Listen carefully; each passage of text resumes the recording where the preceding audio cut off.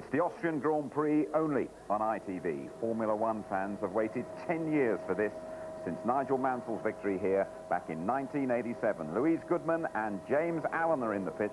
Martin Brundle alongside Murray Walker. And we haven't had a more exciting race in prospect for a very long time. Back in Austria after 10 years, as you've heard, on a track which has been largely rebuilt, so it's new to everybody. And what an incredible grid situation. Jacques Villeneuve, the man who's second in the World Championship, in his 8th pole position. Mika Hakkinen alongside him has never won a Grand Prix and desperately wants to. Jarno Trulli, the new boy, 3rd on the grid. The two Stewarts, the best they've done was that superb 2nd place for Rubens Barrichello in Monaco, but mostly they've had a lot of retirements, and here they are both, Barrichello and Jan Magnussen, on row 3 of the grid. A tremendously exciting race in prospect, not only from the point of view of drivers, cars and engines, but as ever, tyres. We hear a lot about tyres these days. You're going to hear a lot about them in this race, and they could well decide it, whether the Bridgestone runners or the Goodyear runners come out on top. Goodyear have so far this year all the time, but there could be a change here because the conditions are suiting the Bridgestone runners. They've been looking for hot temperatures, ideally a temperature as hot as yesterday, where the track temperature was about 35 degrees. Well, here it's about 32.5 degrees now, not very far off. So, tremendously exciting. How do you see it, Martin? Well, I think you've pretty much summed it up so far, Murray. And remember here, 10 years ago, the last time we had a Grand Prix, there were 3 starts, and this race proper started 100 minutes late, because it's very, very narrow here in the pit straight. In fact, sitting on the pit wall is rather strange. You're staring into the eyes of the big grandstand opposite, and it is particularly narrow. In fact, I caused the first accident back here in 87 when suspension broke on my Zach speed, and then Nigel Mansell got away slowly, and Cheever and Johansson got together, and we all creamed into the back of that. So lots of action then, and I'm expecting some more action today as they head off towards that first corner, because there's people down in the back end of the top 10 like Michael Schumacher who need to get well into the points, and they'll be trying to make all of the space they can in that first few 100 meters, because that's the easiest place to overtake. And then over and above that, you've got Villeneuve needing to catch those 10 points up, sitting on pole position. Hakkinen needing the first win, as you said. And just to add to it all, you've got Trulli and Magnussen in a position on the grid they're just not used to. It'll be new territory for them. It'll be interesting to see how they handle that pressure. Apparently, Trulli looked somewhat nervous as he was going around on the parade lap with the drivers, studying some facts and figures, looked very, very much under pressure, which of course he is, because he's 3rd on the grid and all eyes are on him. I'll be glad when that chap in the Saab Viken fighter that we've just been seeing finally goes home. He's been nearly blowing us out of the circuit all day long. 2 of the drivers, incidentally, who are unaccustomedly low down on the grid are Jean Lacey and his teammate Gerhard Berger, the hero Gerhard Berger of Austria. They're down in 15th and 18th places on the grid. You're looking at the eyes, incidentally, of Jarno Trulli. And if you see a likeness to the great Ayrton Senna there, you are not the only one. Alain Prost is his boss, 4 times world champion. He's standing alongside the young Italian at the present moment. This is going to be a 71-lap race. How many stops are there going to be? I don't know, but we're expecting most of the drivers to stop once, some of them twice.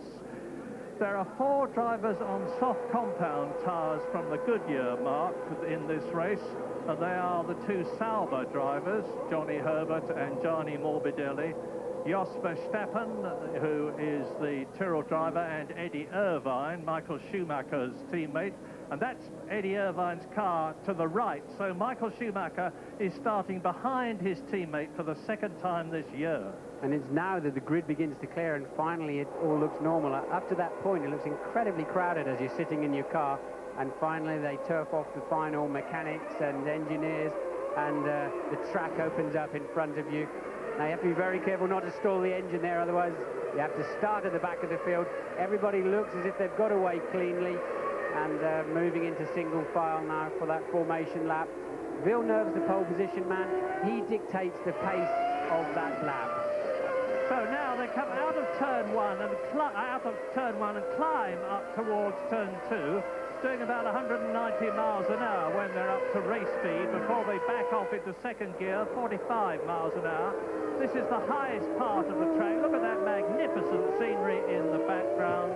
They run alongside what was the old circuit from now down to what was the fabled Bosch curve and is now the Gerser curve and has been completely replanned. It's similar in outline to the old one. Downhill, this is it, turn 3, second gear, 65 miles an hour. Back onto the old track now as we join Michael Schumacher, who incidentally has done 3 investigation laps before he formed up on the grid. He's in the lightweight car, having used the heavier weight car for most of the practice periods. Now we're with Mika Hakkinen, who is second on the grid. They're out of the Lauda curve, round the Power Horse curve, climbing again to the corner which is named after Austria's first world champion, 1972, Jacques. And he's coming up to it now. You can see that climbing, enormous grandstand in the background. Villeneuve, Hakkinen, truly. Now Villeneuve will try to back up the runners now. He'll slow down. He wants them all as close to him as possible. That means he sits for less time at the front of the grid waiting for them all to form up. Should be 30 seconds, often takes 40 to 45 seconds, but Villeneuve really needs to back them all up. He's done that reasonably successfully. And that corner in the background, very difficult indeed. A downhill right-hander, about 90 miles an hour, and a lot of people, including Damon Hill and Michael Schumacher, have gone off there in the practice periods. So now, this is the critical time. Villeneuve in pole position alongside him, Mika Hakkinen. Into the pit lane comes the Benetton. It's Gerhard Berger coming in. He'll have to start from the back. Maybe he's getting into the spare car, and that spare car is set up for him. They've waved him straight to the end. He tried to stop at his pit garage, and now they've waved him straight to the end of the pit lane. Watch the lights. When they all go out, there'll be a short pause of about 4 to 7 seconds, and then the 71-lap Austrian Grand Prix is go! Good one for Villeneuve. Trulli is coming up well. They all get away well. We're looking down now, and you can see going into the first turn. It's Trulli moves up into second position. And Katayama comes out, and it's Mika Hakkinen in the lead. Villeneuve is down, and he's down to 4th position because there's someone else going past him as they come out to turn. It's one of the stewards. They bang wheels. It's Barrichello, and Magnussen is behind. A terrible start for Jacques Villeneuve again. Mika Hakkinen has got what he wanted. He's got a clear track in front of him. Jarno Trulli has moved ahead of Villeneuve. And look at the steward coming up the inside of Villeneuve. Villeneuve has finally demoted to 4th place. A terrible start from him. Somebody's off in the gravel trap. It's Barrichello, and it's not Barrichello into the gravel trap. Barrichello has come up past Villeneuve, and Berger has joined the race from the pit lane. And look at the gap now. Jacques Villeneuve seems to be in trouble because Jan Magnussen in the second steward is swarming all over his gearbox, and there's already a big gap developing between Jarno Trulli, who's challenging Hakkinen, and Barrichello. Look at Magnussen pushing Villeneuve. This is the first lap. They're coming out of the Rindt curve now into the last corner, the A1 curve, down to complete the lap. We're riding with Michael Schumacher over the line, and this is what we did not expect. I expected Hakkinen to go into the lead, but I didn't expect Hakkinen has stopped, Murray. Hakkinen is on the side of the track. He did not pass the start-finish line. Mika Hakkinen appears to be out of the race. Trulli is leading. Trulli leads, yes, indeed. Trulli leading. Barrichello is second. Villeneuve third. And the unfortunate Mika Hakkinen, yet again, so many retirements. 4 of them this year. This was the race he stood a very good chance of winning, and what a bitter, bitter blow. But now, the Bridgestone-shod Prost with the Mugen engine of Jarno Trulli, who is only in his 14th Grand Prix, is leading here in Austria. Barrichello second, Villeneuve third, Magnussen 4th, Frentzen is in 5th place. Michael Schumacher has already gained 3 places. He's moved up into the points, which is where, at minimum, he wants to be in the World Championship situation. He's in 6th position. Behind him is Coulthard, who's gained 3 places. Damon Hill has dropped 1 to 8th position. Ralf Schumacher is 9th, Eddie Irvine is 10th. Well, look, and remember how well the Bridgestone tyres have been going all weekend. Again, in the warm-up, they were fast. Truly the fastest man on the circuit on that lap so far. Yes, he's good pace there. Hakkinen's car will not be easy to recover from there, but no sign of a safety car at the moment. David Coulthard had a great start too. He's up to 7th place. And Michael Schumacher just 3 places behind the championship leader and the championship contender, Villeneuve. Well, everybody's heart will go out to Mika Hakkinen. Here's the replay. They're coming out of turn 7, the last one. Mika Hakkinen slows down. Jarno Trulli goes past him. Hakkinen pulls off. So obviously there was some mechanical defect. This is a replay sitting with Mika Hakkinen. I cannot say how appalling this is for poor Mika and for McLaren and for Mercedes. And that's the spinning Benetton of Gerhard Berger at turn 2. Remember, he started from the pit lane in that car. That's why you see no other cars around him. He was already last and dropped it on that first lap from the pit lane. Now, Trulli has got a supreme challenge. We've got 2 new boys up front. Wonderful for Formula 1. Jarno Trulli in the Prost leads Rubens Barrichello. When I say new boys, Barrichello has driven a lot of Grand Prix, but not in the Stewart. This is his first year with the team. And his teammate, Jan Magnussen, in the second white Stewart, is there behind Villeneuve. There's Frentzen 5th. Schumacher 6th. Coulthard is right up with him. And this race is going to be very, very closely run. It's a difficult course to pass on like most of them, but not impossible. A long way from impossible. Tactics are going to govern the race, I think. And look at Magnussen giving, I thought I saw some smoke there from the back of Michael Schumacher's Ferrari. Could have just been from having locked a tyre, locked a wheel, but Magnussen is all over the back of Villeneuve. The Bridgestone runners have so much more grip in the early stages of this race. They were hoping the sun would come out. Their tyres are even a little bit too hard for the cool conditions we had this morning, and they have got so much grip. Yeah, and I'm watching the temperature all the time. The temperature now is actually going down a bit, which won't please Bridgestone, and it will please the Goodyear runners, but it's only a very, very small drop. And Michael Schumacher now is starting to close on Frentzen in 5th position. Now there is Frentzen, that is Schumacher. Behind him is Coulthard, behind him is Damon Hill in 8th position. Here are the leaders going through into lap 4. Jarno Trulli is leading a Grand Prix in only his 14th race. Barrichello, Villeneuve, Magnussen. This is quite incredible for the 2 Stewarts already. And hats off to Ford. They've been working so hard with Cosworth on that V10 engine of theirs. They're both using the Step 7 engine, the second evolution of it, for those of you who've been following the situation. The Step 8 is being held in reserve for later races. And Jarno Trulli, of course, has got behind him the Mugen Honda engine in his Prost.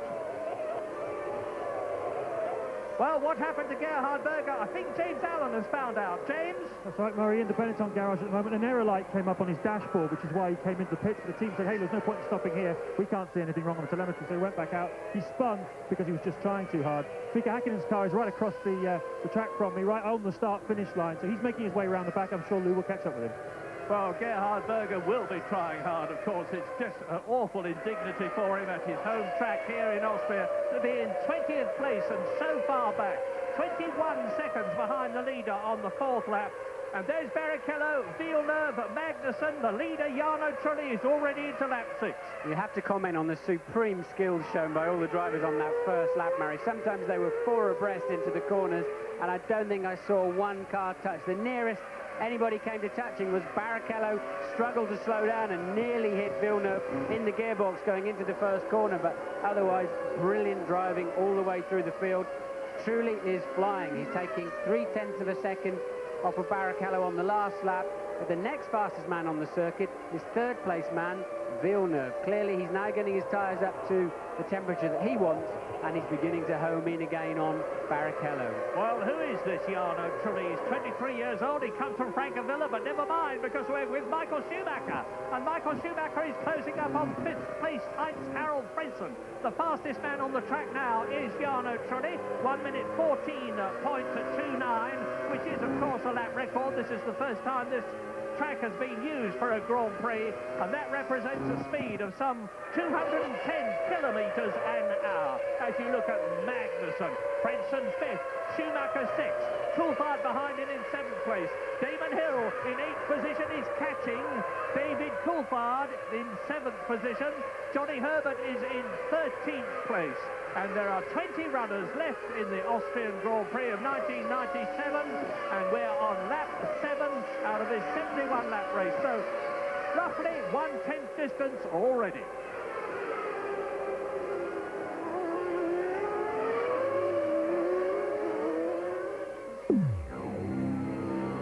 Vorsprung nach gefahrenen 7 Runden vor Rubens Barrichello, 2,2 Sekunden. Damit sind wir zurück in Österreich. Sie haben hier die nächsten Platzierungen und die Abstände. Es hat sich also nichts geändert. Heinz-Harald Frentzen auf 5, Michael Schumacher auf 6. Ralf Schumacher hängt immer noch hinter Coulthard und Hill fest, ist im Moment 9. Michael Schumacher, den wir da gerade kurz im Bild haben, bei dem wir jetzt mitfahren, sitzt im Übrigen in einem neuen, in einem leichten Chassis. Er hat ja während des Trainings das alte probiert, weil ihm das ein bisschen besser gelegen hat, glaubt er, und er ist ja doch wieder umgestiegen auf das neue wegen der Reifen und so weiter. Jedenfalls geht es im Moment recht gut bei ihm. Die Zeit ist minimal langsamer als die des ersten. 14,1, dann vor ihm Frentzen 14,2, 14,8 für Magnussen und dann vorne die ersten 3 fahren hohe 13er Zeiten. Also er verliert nur langsam am Boden und das geht, denn Lap 9 in Austria, and Jarno Trulli is leading. I was saying, who is Jarno Trulli? Well, this is only his 14th Grand Prix. He's a man who is a multiple kart champion. He's Italian, of course. 2 seasons only in Formula 3, in the second of which he was the champion of Germany. Then into Formula 1 this year. And look at Michael Schumacher harrying Heinz-Harald Frentzen. And behind Schumacher in the red Ferrari there, it's David Coulthard, the winner of the Italian Grand Prix of Monza. There is Damon Hill. The yellow car in the background is Ralf Schumacher, Michael's brother. And that is Gerhard Berger forcing his way up back into contention, or trying to. At the present moment, he's 20th and last, catching Mika, who is 19th in the Tyrrell. And the leaders come through to complete another lap shortly. We're truly getting faster and faster. Yes, another new fastest lap there for Trulli.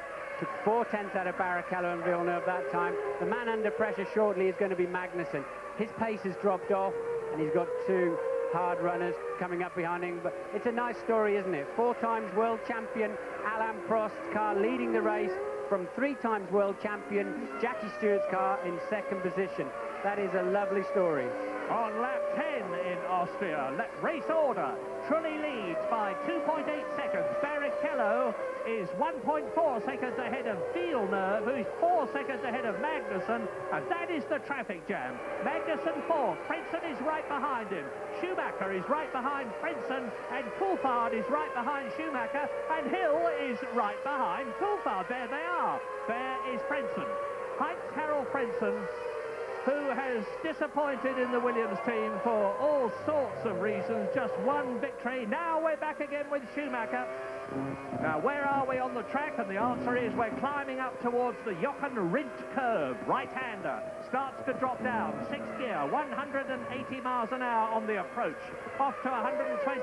There's Frentzen, there's Schumacher, there is Coulthard, there is Damon Hill. And here are the race leaders. That is Jacques Villeneuve, who is behind Barrichello and Trulli. Well, it looks as though it's settled down. It's going to stay like this probably until the first pit stop.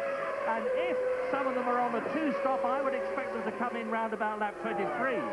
Yes, you'd imagine they would be fairly equidistant on their stints there. There's no particular reason to go any further than that if you're 2 or even 1 stopping, than really pretty much cutting the race in half. But they will have to react to the other cars around them, because times have been so close there all weekend. The cars are running very closely, as you can see. They've got to react to each other's pit stops. Louise Goodman has some news for us down in the pits. She's with Hakkinen. Mika, I'm so sorry for you. What happened? Looks like the engine failed. So when that failed, you know, it's just exploded in the first lap, but that's it. The game is over. Devastating for you. Yes. Well, what what can you say for poor Mika? He richly deserves a win. It looked as though he was in a very strong position to get it. Engine goes, you don't expect that from the Mercedes. It's a strong engine. But the fact is that yet again, Mika Hakkinen's bad luck has struck him. Well, we're riding on board there with Frentzen, but it has been curious. There's been a lot of talk in the paddock this weekend. Why so many engines have blown up here?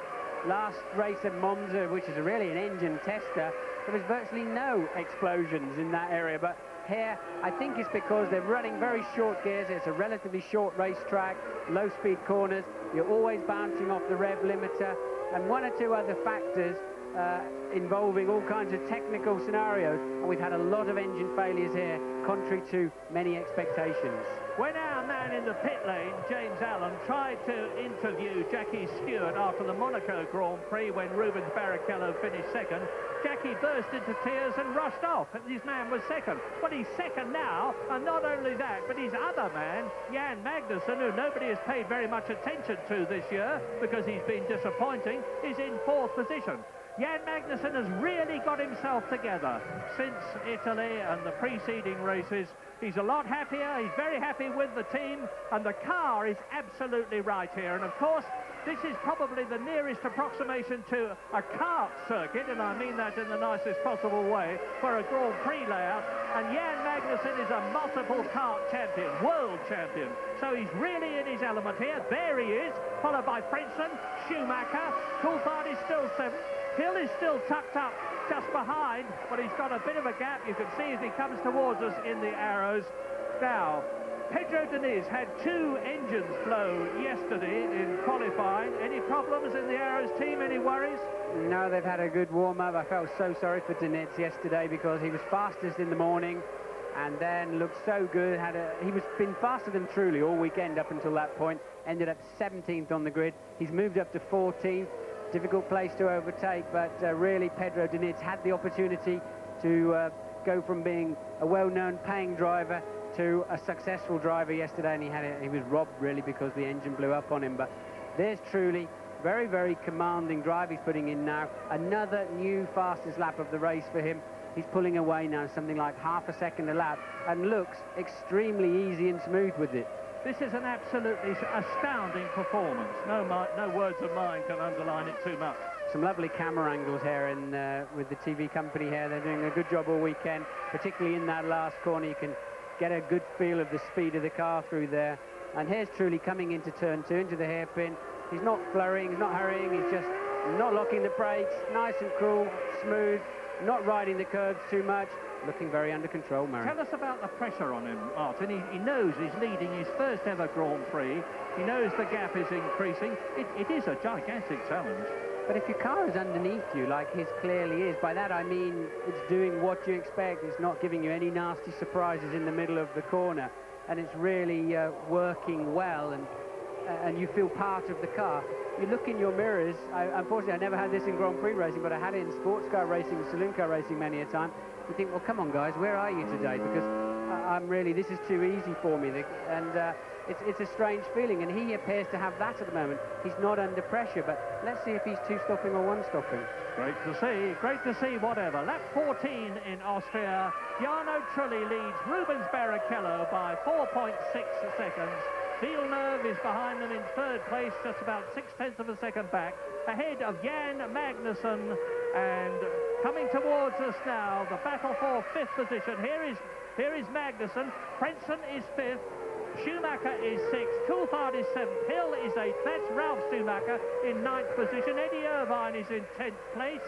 There are... And look at this battle now. That's as Eddie Irvine and Jean Alesi battle. And going through on the inside, the other Jordan. Yes, Ralf Schumacher, and it looks as if Ralf Schumacher also got a good drive out of that corner and took Alesi for good measure.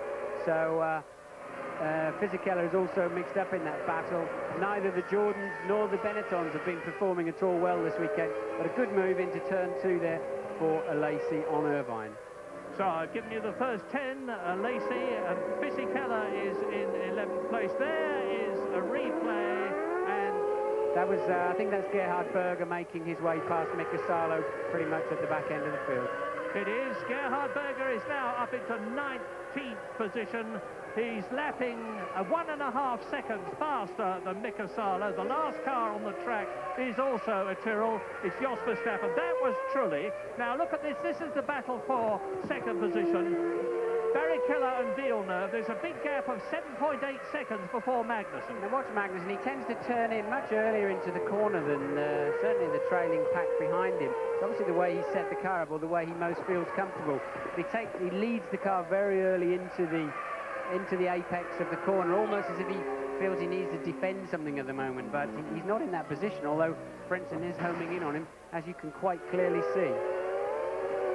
So that is Damon Hill. He is in 8th position in the arrows and coming towards us now. Jan Magnussen is, I think, holding them up, but that's academic as we see Mika Hakkinen looking miserable. Talking to Mario Ilian, who is one of the two bosses of the Ilmor company that make the Mercedes-Benz V10 engine at Brixworth. Well, that's a horrible feeling. I mean, he's in his civvies already, and the race is over virtually before it started, and you just feel left behind. You feel sick. You've done a good job all weekend. You did nothing wrong, and it's just been taken away from you, and there's nothing you can do about it. All the mechanics there sitting watching, like you, watching the race on their monitors there, in their fire suits, ready to get their men in, refuel them and put new tyres and wheels on. And it's not going to be all that long before, if there are any two-stoppers, the first of them come in. And the places from 4th down to 9th could change very rapidly indeed, because Heinz-Harald Frentzen and Schumacher are now really pushing Jan Magnussen. That's the white car as he turns into turn 2, now to the highest point of the course, drops down to the Gerser curve. So Magnussen, Frentzen, Schumacher, Michael Schumacher, still in the points, just 1 point at the present moment, but if anybody goes out, he's going to increase those points and close the points gap between himself and Jacques Villeneuve. The World Championship is on a knife edge here, and it looks as though it's going to continue to be on a knife edge as we go into the last 3 races of the year. The Luxembourg Grand Prix, the Japanese Grand Prix, and of course the European Grand Prix at Jerez in Spain.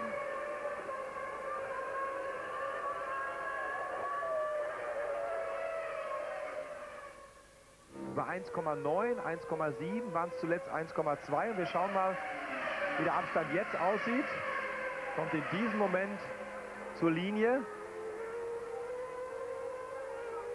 1,0 Sekunden. Also Ralf immer näher dran. Ja, der ganze Pulk ist natürlich nah beieinander vorne. Michael Schumacher 0,8 dahinter, Coulthard 0,5 hinter ihm Hill und dann eben Ralf Schumacher mit einer knappen Sekunde jetzt. Also die sitzen alle aufeinander. Jedenfalls sieht es aus, als wären die beiden Stewart vorne ein bisschen die Bremsklötze. Obwohl sie sehr schnell fahren, aber trotzdem, sie halten zumindest das Feld beieinander, während die vorne dran liegen, eben doch etwas Abstand gewinnen.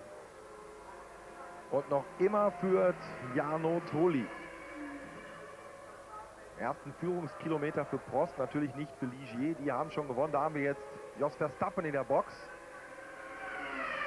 Sehr früh. Wir hatten bei den 2 Stopplern so ab der 20. Runde damit gerechnet. Jetzt in der 17., 18. Runde Jos Verstappen schon drin.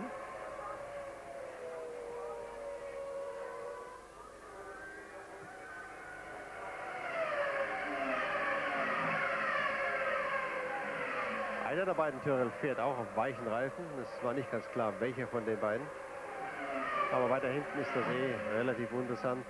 Salo Verstappen, Platz 19, 20. Nur noch Katayama. Nein, Katayama ist vorne auf Platz 17.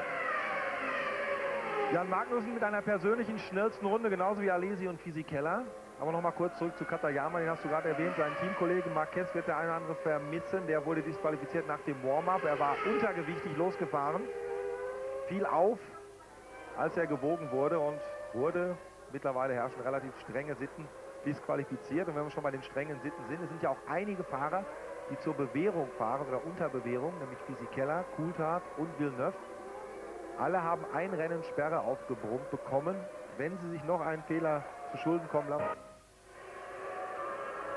It's the A1 ring in Austria. It's lap 19. Jarno Trulli is out on his own, driving a superlative race in the Frostmugen with its Bridgestone tyres.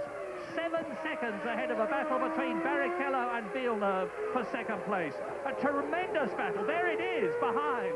Magnussen is fourth. Frentzen is fifth. Schumacher is sixth. Coulthard is seventh. Damon Hill is in eighth position. That's Ralf Schumacher, who is in ninth position.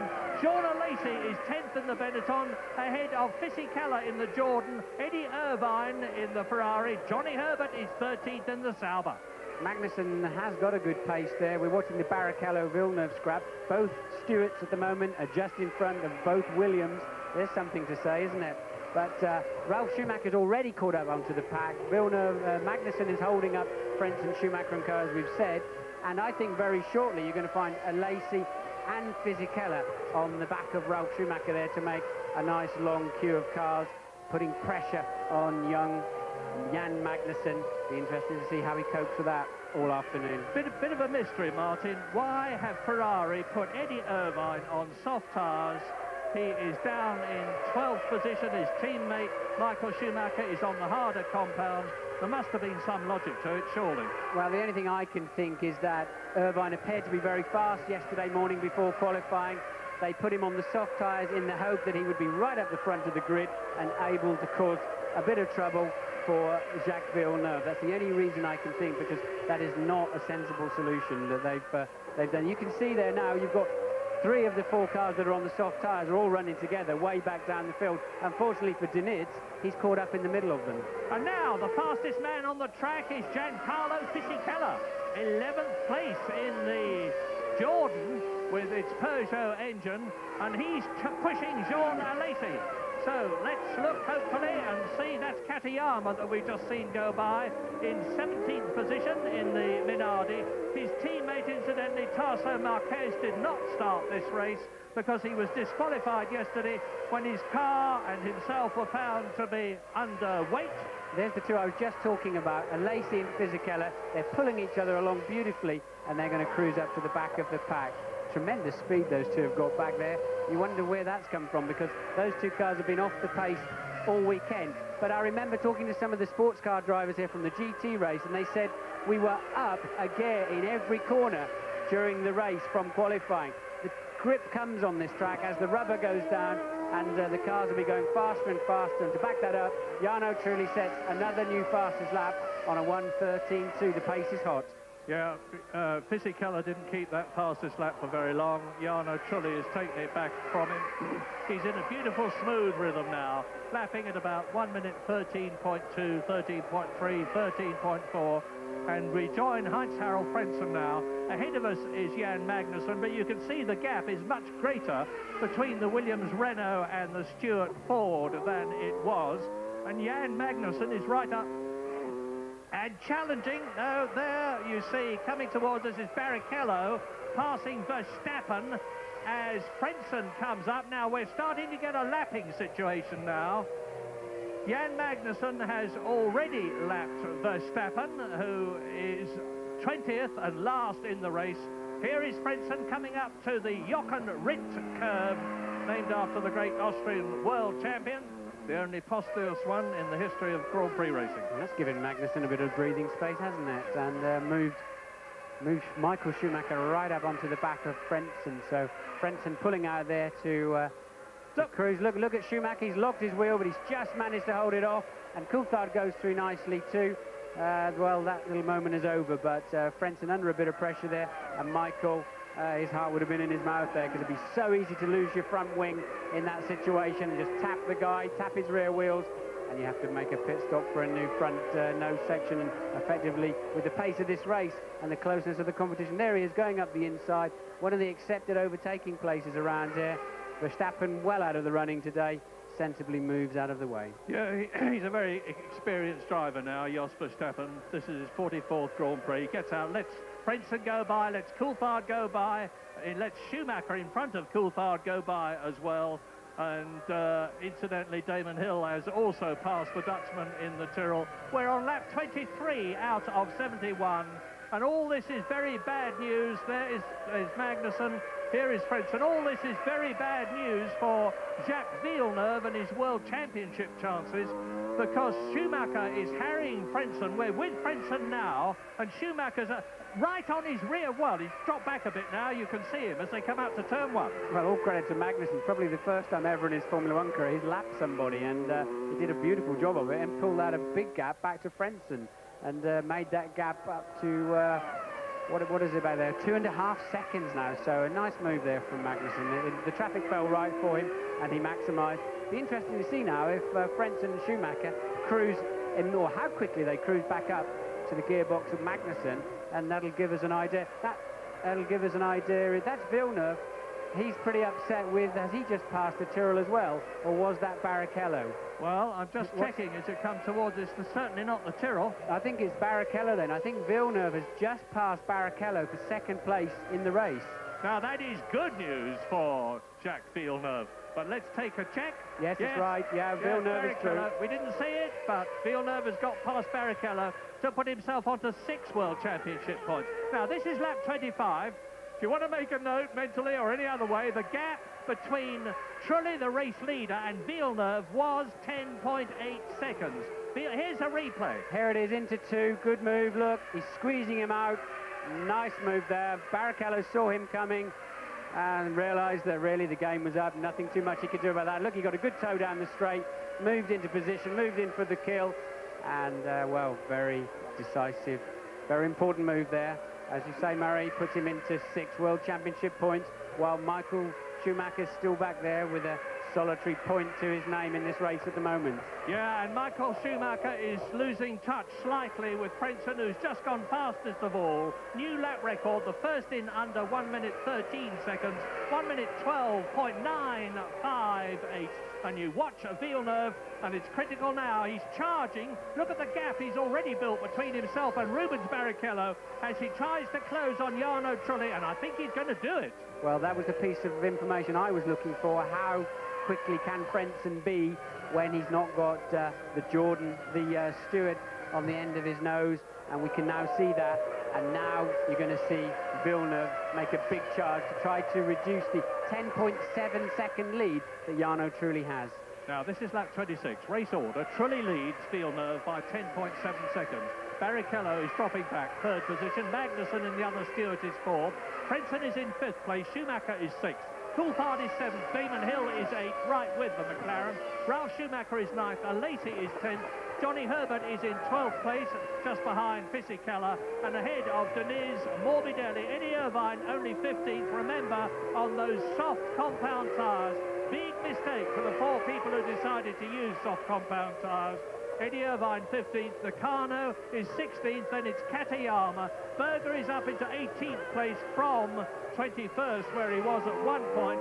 Salo is 19th, Jos Verstappen is 20th and last, has been lapped, and we are now on lap 25 with Heinz Harald Frentzen. The car you're looking at ahead is that of Jan Magnussen. Well, the 2 stoppers are going to have to be in the pits anytime soon. We're over a 3rd distance, so anybody that's 2 stopping will be preparing for that pit stop. We'll look out for that. There's Gerhard Berger still making his way through the back of the field. Not quite where he wanted to be. Yes, new lap record for Villeneuve, 1:12.5. He can now start to put some pressure on Trulli. Yeah, that's 8/10 of a second faster than Trulli. Magnussen is in the pits. So he's 2 stopping clearly for the first key stop of the afternoon there. Stewart team, important stop for them. All eyes are on them. Not bad. Not special, but not bad. 8.6 seconds compares with Jos Verstappen's time of 8.1 seconds. Jacques Villeneuve, that's the confirmation. Fastest lap, and that's Damon Hill, I think, charging up. No, that's Deniz, to give you an idea of how close all of the cars are. Look, Magnussen realises he doesn't need that car in front of him, but he can't make that move stick. So just to give you an idea of how far down the field he's dropped, it's the 14th place there, and that's Katayama finishing his pit stop. But so that's track position there for Magnussen is appalling. That's not where he needed to be, especially if the key Goodyear runners are 1 stopping. Now, this is the longest pit lane in the business, I reckon, because it starts before the last corner, turn 7, and continues the whole length of the main straight and rejoins after turn 1. So that's a crucial factor in the planning for strategy and when you're going to stop and for what reason, fuel and tyres.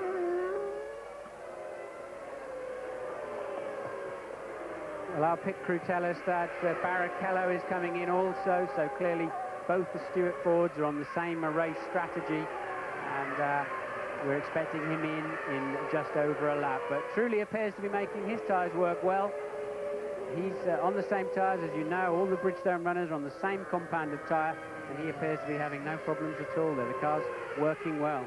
Absolutely sailing through the field is Jarno Trulli. This is lap 28 out of 71 in Austria, this crucial race for the World Championship, with Michael Schumacher leading Jacques Villeneuve by 10 points when the race started. And coming towards us now is Jarno Trulli into his 29th lap. Well, you have to say Villeneuve has taken 2.5 seconds out of Trulli in the last 2 laps. A new lap record for Villeneuve, a 1:12.1, and Barrichello is in the pit lane. Louise. Always very tense down in the garages when the car's coming in for a pit stop. You can imagine there's extra pressure as well when your car is running well. You can imagine how nervous the team are going to be today. In fact, they've been doing some research into the stresses that the guys are under. For the Hart runners are onto Paul Singlehurst, the refueling man on the refueling hose. 183 beats a minute his heart went up to. Incredible stress. They managed to cope with it all very well today, though. 8.4 seconds. And bad news there for Barrichello. Look, he's come out of the pits just behind Johnny Herbert. We know Johnny's struggling with his tyres, so that's going to cost Rubens vital seconds, even if he can pass him. The Stewarts have been very unlucky on their outlap. So that means that Barrichello is in 12th position. His teammate Jan Magnus is in 13th place. Jarno Trulli is staying out. Jacques Villeneuve is closing the gap. And Heinz-Harald Frentzen has benefited as Trulli goes through. Turn 1 climbs up at about 160 miles an hour at the point he's at now. And there is Jacques Villeneuve turning round the same corner that Trulli went round a few seconds ago. And the gap is down to under 8 seconds. Villeneuve did not close nearly as much on Trulli. We're riding with the French-Canadian now. He didn't close nearly as much on that lap as he had on the previous one. But you look down the course now, and you can see, and the Ferrari is Michael Schumacher, but there is Frentzen. Frentzen is now 3rd. Schumacher is 4th. Coulthard is 5th. Damon Hill is in the points in 6th position, and we're on lap 30.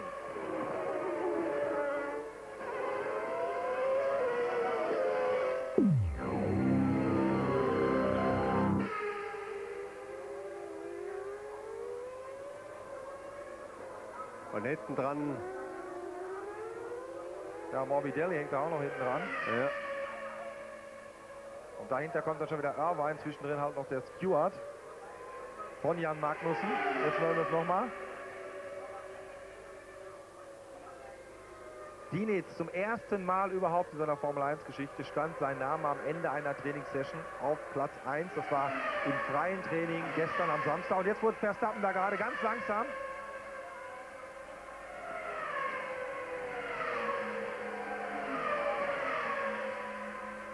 Und Gerhard Berger hat sich vorgekämpft auf Platz 17. Ralf Schumacher mittlerweile 7.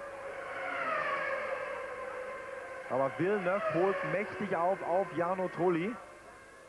Nachdem er vorbei war am Zweitplatzierten an Barrichello, hat er Runde für Runde was abgeknappt. So, wir gucken erstmal wieder hier hin. Hier passiert richtig was. Dinitz und Morbidelli.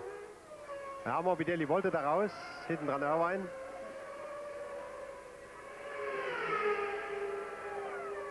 Irvine jetzt auf der Außenspur für die Remuskurve oben. Und bei Morbidelli sieht man deutlich vorne die gelbe Saubernase, hat einen dicken schwarzen Punkt, der hat also auf jeden Fall schon mal einmal irgendwo angedetscht. Ja, Feindberührung an irgendeinem Reifen. Und Michael Schumacher jetzt auch mit 1:12er Zeiten, also jetzt wo er freie Bahn hat, werden auch seine Zeiten besser. Letzte Runde von Michael Schumacher war seine persönlich schnellste, 1:12,5. Zum Vergleich Trulli vorne 1:12,7, Villeneuve 1:12,9. Aber zurück nochmal zu diesem Trulli und Villeneuve-Zweikampf. Nachdem Villeneuve freie Bahn hatte und vorbei war an Barrichello, hat er den Vorsprung von etwas mehr als 10,5 Sekunden in Runde 25 auf 7,6 Sekunden in Runde 30 reduziert. Und noch sind 40 Runden zu fahren. Also dieser Grand Prix verspricht eine Menge Spannung noch. Nicht nur wegen der Spitze, sondern auch wegen solcher Duelle im Mittel. Lap 32, coming up to half distance. Two colossal packs of cars. That is Pedro Diniz, 13th. Behind him, Irvine, Morbidelli, Nakano. But number 14 there, who has yet to stop, is Jarno Trulli. He's still 8 seconds nearly ahead of Jacques Villeneuve, who closed a bit. But Trulli has responded brilliantly to the challenge. And if you look back down the track, the next car you see, here it is Jacques Villeneuve in second place. Villeneuve still eating away at that lead, though. Murray's down to 7.4 seconds now. Now they've unleashed the two Williams cars. They're absolutely flying. Because Frentzen is in third place.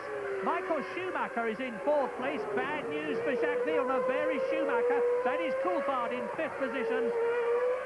And between Villeneuve and Schumacher, the World Championship points situation is only 3 different at the present moment in this race. So that means to say that if they stayed where they were, and I don't think they will, Schumacher would be leading by 7 points at the end of this race instead of 10, which he was when it began. But we've still got over half the race to go. As you look at the sole remaining McLaren, that of the Australian Grand Prix, and into the pits comes the Benetton of Gerhard Berger. Well, the reason they'll have stopped him, I think he's still on a one-stopper, Murray, but he was held up behind that big group of cars that with Magnussen, Barrichello, Herbert, Diniz, they're all in there, and they clearly decided to stop Gerhard slightly early so he can try and get a bit of clear space in front of him. Villeneuve, another new lap record on a 1:12.1, took 9/10 of a second off of Trulli on that lap. His gap is now down to 6.5 seconds. Yeah, Villeneuve himself said before this race began he was going to be racing mainly against people who were not so much concerned with the World Championship as winning the race, and one of them was Mika Hakkinen, who went out on the very first lap. And now Villeneuve can really go for it, and my goodness, he is doing so. He's carving into the lead of Jarno Trulli. It's 6.5 seconds now as we join the French-Canadian and look ahead to see where Trulli is. That is Jacques Villeneuve. He's out on his own because he's now 12 seconds ahead of Frentzen, his teammate, who is third. Have you ever had that funny dream, Murray, where you're running down a tunnel and the guy who's running after you just keeps catching you up however hard you can run? And that must be how Trulli feels at the moment. Whatever lap time he can put in, Villeneuve is just coming back at him. Diniz in there for his one and only stop of the race. Bit of a problem there. The refueling rig won't come off, and hence the very long stop. New tyres, you can see, a poor stop there. So for some reason they couldn't get that rig off. Yeah, it cost him about 0.6 of a second when he stopped there. Another new lap record for Villeneuve, 1:11.9. The gap now down to 5.6 seconds. He's on a charge. Yeah, it's just a question now of how long it takes Jacques Villeneuve to catch Jarno Trulli, and how well the young Italian can then resist, because you saw the two cars in the same shot there as Trulli turns into the Gerser curve, dropping down to the two left-handers, Lauda and Powerhorse. There, now look, that was Trulli. Here is Jacques Villeneuve, 1:11.9. That's the first lap in under 1 minute 12 seconds we've had at the A1 ring today. And Jacques Villeneuve is so much faster than Trulli at the present moment. And one of the Prost, there's Nakano in for a stop. That's a good move. It'll warm the boys up for what will be a very important pit stop. Surely Nakano is out of the running today, but it'll give the boys a good warm-up and a good sense of confidence to get Nakano in first and then prepare for truly the important stop for that team today. And watching this race, of course, is Olivier Panis, the man who went out of the Canadian Grand Prix driving the Prost, broke both his legs. We expect him back at the Nürburgring next weekend. He has been sensationally fast in testing. He was on the pace straight away, and he went quicker at Magny-Cours than Michael Schumacher had for his pole position in the actual race. So if Trulli can go as well as he is going here, when Olivier Panis gets back, the Prost team are going to have a really fearsome combination. Frentzen now, he's in third position. He's got Michael Schumacher very close to him indeed. As we look at Jacques Villeneuve, he's got a clear track behind him, he's got a clear track in front of him. The gap to Jarno Trulli is down to under 6 seconds. This is lap 36. Both of them have yet to come in. So presumably both of them started off with quite a heavy fuel load. Yes, well, probably they would be full, because obviously there's no way you can get enough fuel in these cars to do the race non-stop now. We saw Mika Salo do it in Monaco, but it was a wet race, and it was very touch and go there because the race was stopped on time rather than laps. But they will start the race with something like 90 kilos of fuel on board, as Villeneuve does another new lap record, 111.8. He's now taking consistently 9/10 out of him, but we're brewing up for the Williams pit stops. You saw a while back them They're in the coming pit out. lane. Frentzen's getting ready for his stop. I can see there's a Benetton in the pit lane, but we know that Frentzen is coming in first for his stop. He's had a couple of steady laps. That was Villeneuve bouncing down the outside of the racetrack there, Yeah, Murray. Got away with it. And in comes Jean Alesi. He's worked his way up to 9th.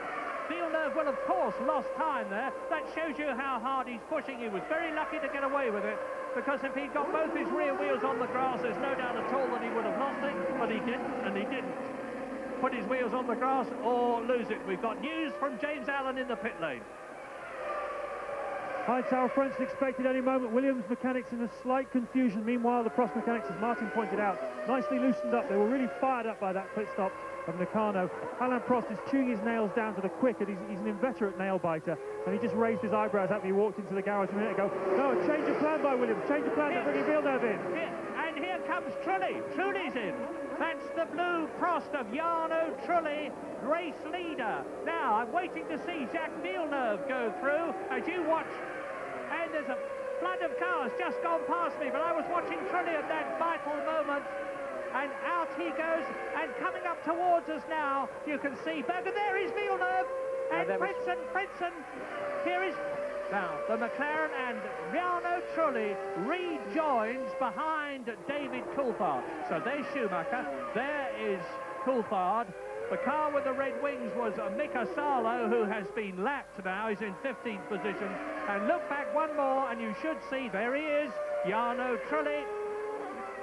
And this is the 38th lap. Well, I can only assume they have been changing the tyres in the Williams pit, and they've just now put them back in again. So, James, what's going on down there? Complete confusion down here a second ago, Martin. They were ready for Frentzen. They had Frentzen's tyres out. Then all of a sudden, the fuel guy grabbed Villeneuve's hose, and he was ready to refuel Villeneuve. They started to bring Villeneuve's tyres out, and then that was when they saw Trulli come in, and then they decided to cancel both stops. They're now sitting back in the garage. He obviously started on a lot of fuel. He's going to put, I reckon Trulli put about 80 kilos of fuel in. Villeneuve's going to put less fuel in when he stops. So back to you. Big one. That is now. It's Jean Alesi. Jean Alesi's obviously had a coming together with, was it Eddie Irvine? I didn't see the other car, but one of them went off, and Jean Alesi is out of the Austrian Grand Prix. Lap 39, Villeneuve leads, Frentzen is second, Williams first and second, but neither of them have stopped. Michael Schumacher. Here we go, up into turn 2 there. Alesi's lost it a bit on the inside. Irvine tries to carry on round the ice. Whoa! There we go, over the top. The sticky tyres, they launched the cars so quickly. Be amazed if Irvine's car's still runnable after that. And Morbidelli getting hooked up behind them for good measure. Now Irvine's front right's gone. Luckily it didn't roll over.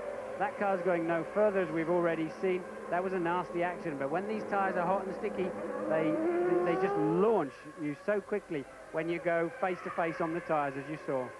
So, Jean Alesi, but walks away, but Eddie Irvine was very, very lucky to get away with that. You saw Alesi's Benetton rear up over the Ferrari. There's the Williams men coming out again. Now, this time it will be, and also Ferrari, it's for Villeneuve. Now, Villeneuve is really pushing, because he knows that with Trulli having been in as Irvine comes. Irvine driving into the pit garage, he knows his race is over. He'll have suspension damage. He would have felt that on the touring in lap. Villeneuve, we know, bounced across the curbs. That's Michael Schumacher putting a move on somebody there. Must have been Gerhard Berger. So Irvine knows it out of the race. Villeneuve bounced across the curbs. Williams would have seen that, wondering if he needed to stop. I think that's probably why the confusion over which Williams is going to stop first. They've stopped neither of them, but they must now be coming in anytime soon, Murray. We're 39 laps into the race. Now listen to this, 28 seconds is what it takes to take a pit stop. That was Schumacher putting a move on Frentzen. Schumacher finally, now the Williams team will be livid with that. That let Schumacher up and past the Williams, and now they needed to keep him behind them to take points away from him. They'll be livid that Frenzen's allowed Michael Schumacher somehow to cleanly get past. And he's going to allow the other car by, and in comes Jacques Villeneuve. Now, James. I was trying to say earlier, Murray, just before that Lacey accident, that Villeneuve's going to be putting less fuel than Jarno Trulli, and that's what we saw with David Coulthard in Italy, which is why he was quicker in his pit stop than Jean Lacey. He started heavy, 9.9, that's absolutely fantastic for a one-stop strategy, and he's really on his way, Villeneuve. Now, Trulli, I think, has had his day.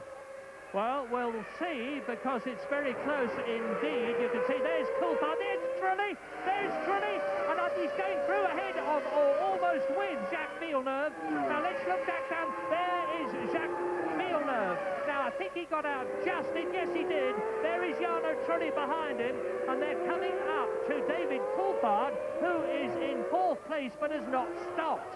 So the situation now is that Jacques Villeneuve is in, having made his pit stop, and there he is, and back behind him is Jarno Trulli, and the race is going to be between these two, because Villeneuve has been in, Schumacher has got to stop, Frenzen's got to stop, Coulthard has got to stop.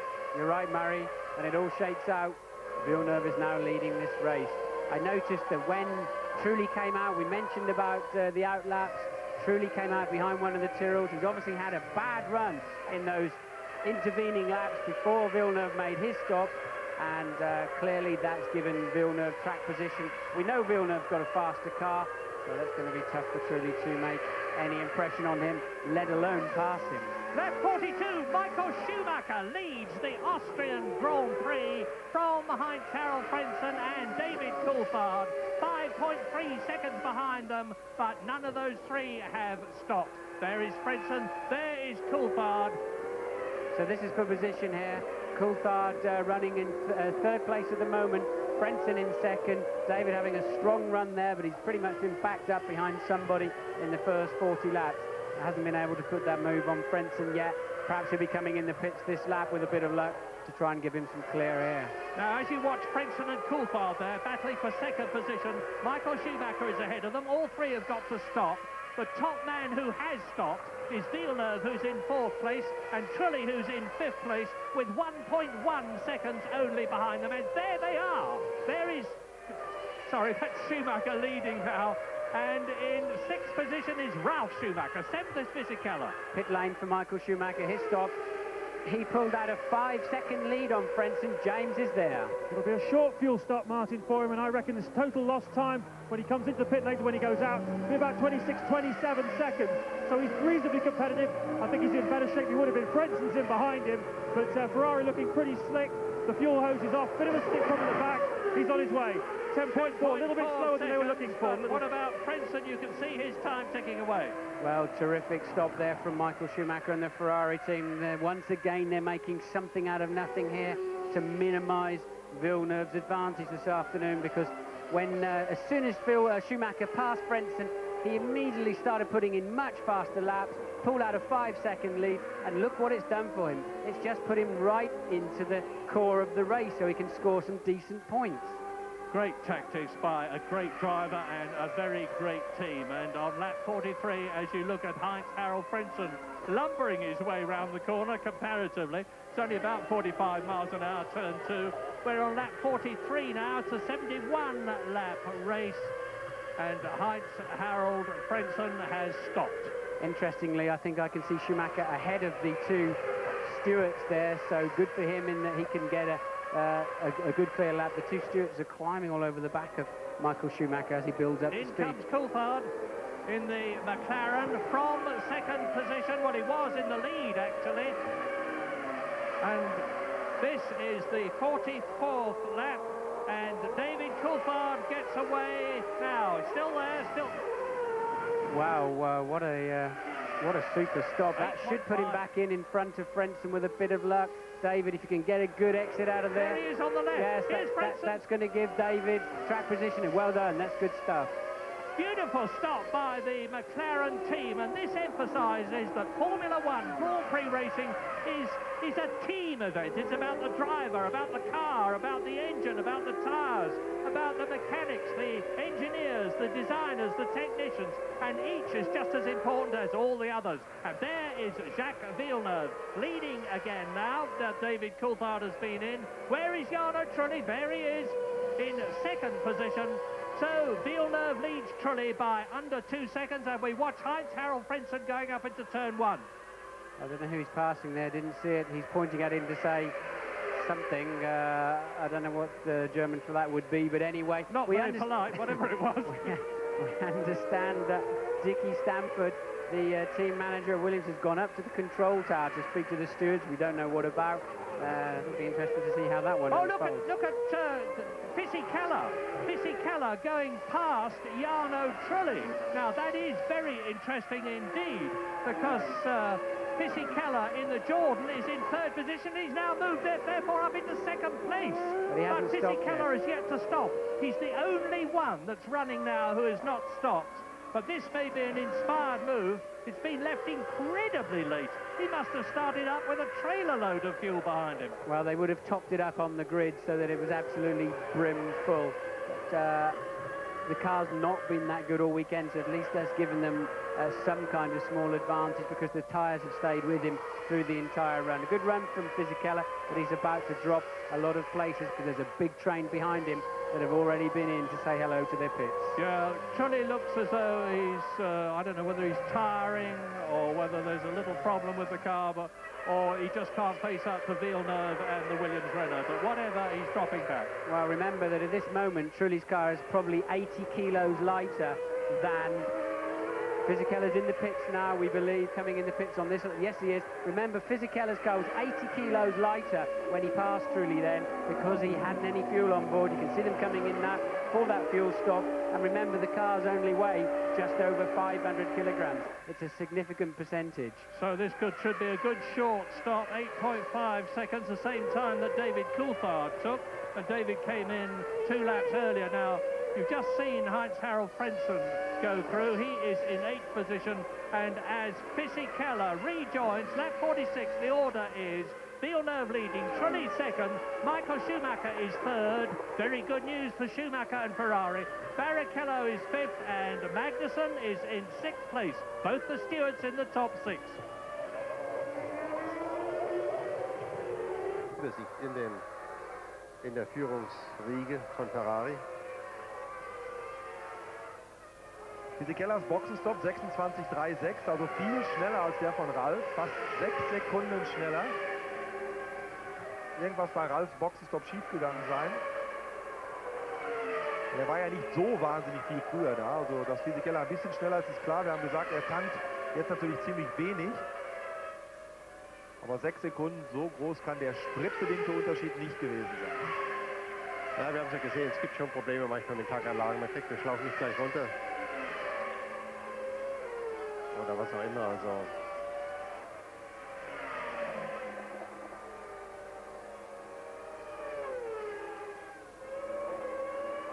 Also Villeneuve Vorsprung auf Trulli 4,7 Sekunden. Dahinter Michael Schumacher, Rubens Barrichello, Jan Magnussen, David Coulthard auf 6, Heinz-Harald Frentzen auf 7, Ralf Schumacher auf 9. Also Punkte noch für alle deutschen Fahrer möglich, und der Zweikampf an der Spitze, er bleibt spannend, denn der große Rivale von Michael Schumacher führt beim großen Preis von Österreich. Wir freuen uns auf ein spannendes Finale. Bis gleich.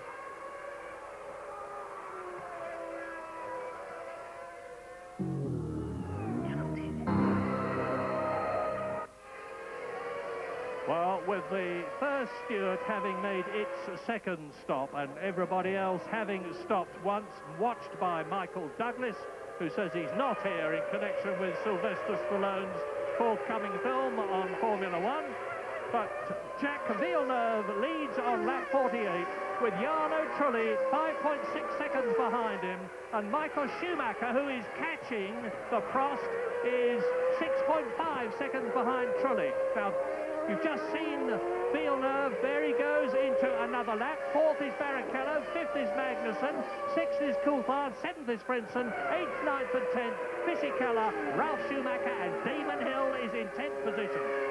And news from the pits, Louise Goodman, what's the news? Well, Maury, I'm standing outside the Benetton garage. Jean Lacey has just arrived back here with a face as black as thunder. He very firmly but politely refused to do an interview with me, walked straight past me into the back of the Ferrari garage, obviously looking for Eddie Irvine. He was unable to find him. He's come out again, pushed past all of the journalists and marched back into the Benetton garage. He's obviously feeling very aggrieved and not happy at all. And we have sensational news that Michael Schumacher is being given a 10-second penalty for overtaking under the yellow flag. Now that is going to ruin his race. Well, remember, we said that Dickie Stanford of Williams had gone up into the steward's office, and they were clearly going to be furious that he'd managed to get past Frentzen. They believe he overtook Frentzen under a yellow flag. The yellow flags are out, remember, for when Lacey and Irvine got together, and it appears that Michael Schumacher took advantage of that. It's strictly forbidden to overtake under the yellows. You can even be black flagged for that. So within the next 3 laps, he's got to call in and stop at his own garage, his own pits, for 10 seconds and recommence. It'll cost him a half a minute. He's out of the points. Yeah, reminiscent of 1994 when he was black flagged at the British Grand Prix and didn't come in, and in the end he was disqualified, and Damon Hill won the race. Now, Michael Schumacher's got to come in, and as you rightly point out, Martin, it's not a 10-second penalty, it's a 30-second penalty, because he has to come into the pit lane, stop, watch the seconds tick away, comes to his own garage, and they do it there, and then get away again. Now, 30 seconds means that he's going to be at least down to 9th or 10th place, battling with Damon Hill and Johnny Herbert if things continue as they are now. We're on lap 50. Jacques Villeneuve is leading. There he is. He's coming up to catch and pass a collection of cars in front of him, which may give Jarno Trulli the opportunity to close the gap. It's 7 seconds at the present moment. Yet John Todt obviously very unhappy, as he's bound to be, with his man coming in, and Michael Schumacher turns off before turn 7. Now he'll stop at the Ferrari pit. There he is.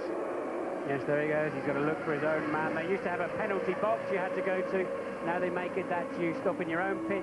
That's because if you stall the engine, everything is there ready to restart the engine. Turning the lollipop over, as you saw, ready to go. It seems forever. I've had 2 or 3 of those stop and goes. It seems like a half a minute just sitting there. And, well, if he loses the World Championship, he's going to be thinking about that moment. As Barrichello came out of his second pit stop, just ahead of Michael Schumacher, to add insult to injury, just what Michael didn't need. Yeah, I said he was going to come out round about Ralf Schumacher and Damon Hill. Actually, he's come out in 10th or 11th position, held up by the steward in front of him. And we've got Louise is with Eddie Irvine. What happened there? Eddie, that looked pretty hairy. Tell us what happened. I don't know whether it was Gerhard or Leslie. It was John. All right. He was obviously very heavy on fuel, and I was light, and he kept the inside, so I braked him around the outside, and he stayed on the inside, and then he just gradually, he just slid out and then hit my wheel and went over the top. You seem to be struggling in this race. Yeah, I blistered the tires after about 15 laps or something. I took it easy, hoping they'd hang on. And then I pushed, but as soon as I pushed, that was it, they went. Well, you have to say Eddie was still trying to hold position. I felt he gave Jean enough room around the outside. It was pretty much a racing incident. He's entitled to try to keep that position. He left, Jean came up the inside. Well, I don't understand why Jean would be so angry with Eddie any more than he would be angry with himself. So, Jacques Villeneuve now, you can see him, he's in the lead. He's on his 52nd lap. He's up behind Gerhard Berger, coming up to lap the Benetton, and in front of Berger is Nakano. In front of Nakano is Pedro Diniz. So Villeneuve's got quite a lot of passing to do. The gap is 7.5 seconds. They're not going to be easy people to pass, particularly Gerhard Berger, who's got the same Renault engine in his Benetton as Villeneuve has in the Williams. So Trulli is second. Coulthard, who won the last race in Italy as Jos Verstappen, comes into the pits, 17th and 2 laps down. David Coulthard is third. Frentzen is fourth. And it's looking very good for Williams in the Constructors' Championship. They were only 1 point behind Ferrari when this race began, and their men are currently first and fourth, with Fisichella fifth and Ralf Schumacher sixth. Damon Hill is seventh. Two fastest men on the track you're looking at right now. David Coulthard in third place, Heinz-Harald Frentzen in fourth place. We're often talking about the World Championship position between Villeneuve and Schumacher, but you also have to look slightly down, and there's a good scrap for third place between Coulthard and very many people, and not least Frentzen, because they want to be best of the rest. It's the only pieces they can pick up from this season now, and David Coulthard is going to very much enjoy those 4 points towards that little personal battle if he can get them. So Frentzen and Coulthard, the fastest two on the track at the moment. Yes, and you're watching Coulthard now, who's third, preceded by Jarno Trulli and Jacques Villeneuve, and now we're with Heinz-Harald Frentzen fourth, looking at Coulthard ahead. Fifth is Fisichella, who's 6.5 seconds behind Frentzen, who he seems to be catching Coulthard. Sixth is Ralf Schumacher in the Jordan, so both the Jordans are in the top six, fifth and sixth. Damon Hill is seventh, Barrichello is eighth, Michael Schumacher is ninth, and 36 seconds behind Villeneuve. But importantly, Michael Schumacher is only 6 seconds behind his brother, who is the last man in the points. So Michael Schumacher is battling to get back into the points, to get that gap down to the absolute minimum between himself and the race leader, Jacques Villeneuve, who's on a potential 10 points. Back again with Frentzen, looking at Coulthard ahead. Coulthard third, Frentzen fourth, and Jan Magnussen is 10th ahead of Johnny Herbert. When you're chasing another driver down, under braking, you always seem to catch him up, because inevitably, of course, he arrives at the corner before you, he brakes before you do, and then he gets on the power at least a car length before you, and the power to weight ratio of the car is so incredible. You always feel he's rushing away from you on the way out of the corners, and it yo-yos around, but it's easier to chase than to be chased. Well, there's nothing in it between Frentzen and Coulthard, 1/10 of a second on the previous lap. They're both lapping about 1 minute 12, faster than Villeneuve, who's been making his way through traffic, faster than Trulli, who's got the same problem, of course. The two leaders, Villeneuve and Trulli, and now Coulthard and Frentzen, are on their 55th lap out of 71. Here's another interesting one, Murray, in that Coulthard is catching Trulli at a second per lap, and he's just 4 seconds behind us. Louise has some more information for us in the pits. Yeah, just popped into the Tyrrell garage to see what had happened to Mika. Broken gearbox, he's out of the race. So you're watching Villeneuve. He's got ahead of Gerhard Berger, lapped him. Gerhard is 15th. There's the Benetton in the background. Very sad race for Gerhard Berger. It may well be one of his last Grand Prix. We don't know what's going to be happening to him next year. Rumours that he's already signed to do the engine testing for BMW when the BMW firm join Williams in a couple of years' time. That may or not be true. But they couldn't have a better driver than Gerhard Berger if it is true. But you're watching Jacques Villeneuve now, looking commandingly as though he's on his way to his 6th Grand Prix victory of 1997. That is Nakano. Jacques Villeneuve goes into turn 1. You can see the gap, and that there is Giancarlo Fisichella in 5th position. And I think Louise Goodman has got more news for us, pit lane. Yeah, that's right. Apparently Alain Prost has just said to one of the French commentators that they didn't get enough fuel into Trulli's car when he came in for that last stop. He's either going to have to stop again for more fuel, or he's going to have to take it very, very steadily when it gets to the closing stages of the race. I'll keep you informed. Thanks, Louise. Good news. Good information, I mean, because it's going to make things even easier for Jacques Villeneuve, and it's going to mean that potentially David Coulthard will move, well, not potentially, he will move up into 2nd position to give himself 6 points. It could also mean, of course, that everybody else behind them, Frentzen, Fisichella and Ralf Schumacher, move up a place. race, and that Michael Schumacher himself, who is currently in 9th place, is going to be closer to that elusive minimum 6th position, one World Championship point that he wants. You're watching Ralf Schumacher, or you were, there he is, Ralf Schumacher, 6th position.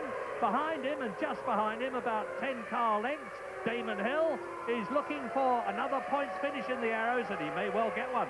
Well, the two Jordans have kept their noses very clean this afternoon and got both cars in the points at the moment from what has been a very unpromising weekend.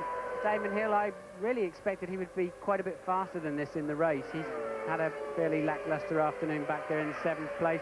Somehow the two Jordans have passed him through the afternoon, and he really should be up there in that point-scoring position, but he's not at this time.